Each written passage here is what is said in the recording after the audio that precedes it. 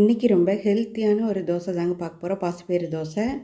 அதுக்கு நான் 3/4 டம்ளர் கொஞ்சம் கூட பாசிப்பயிறு எடுத்துருக்கிறேன். 1/4 டம்ளருக்கு கம்மியாக அரிசி எடுத்துருக்கிறேன். பச்சரிசி தான் நான் எடுத்திருக்கேன்.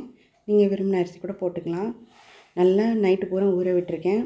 திரும்ப காலையில் எழுந்திரிச்சு இந்த மிக்ஸி ஜாரில் இதெல்லாம் போட்டுக்கலாம். நம்ம ஊறின அரிசியும் பயிரையும் கூடவே ஒரு துண்டு இஞ்சி, 3 பல் பூண்டு, அப்புறமா ஒரு பச்சை மிளகா, கொஞ்சோண்டு ஜீரகம், உப்பும் கூட சேர்த்துக்கோங்க. சேர்த்து நல்லா அரைச்சிக்கலாம். நம்ம தோசை மாவு பக்குவத்துக்கு அரைச்சிக்கலாம். நம்ம நல்லா அரைச்சாச்சு. இன்னும் கொஞ்சம் தண்ணி சேர்த்து அரைச்சிக்கணும். நல்லா அரைப்படுற மாதிரி அரைச்சிக்கோங்க. அவ்வளோதான். இப்போ நமக்கு இன்னொரு பாத்திரத்தில் மாதிரி தேவையான அளவுக்கு தண்ணி சேர்த்து நல்லா கலந்து வச்சுக்கோங்க. இப்போ பெருங்காய பொடி அதை சேர்த்துக்கலாம். அப்புறமா கொஞ்சமாக மஞ்சத்தூள் ரெண்டுமே சேர்த்து நல்லா மிக்ஸ் பண்ணி விட்டுருங்க. நீங்கள் மிளகுத்தூள் கூட சில சேர்த்துக்கலாம். மிளகாய் வேண்டான்னா டேஸ்ட் ரொம்பவே நல்லாயிருக்கும்.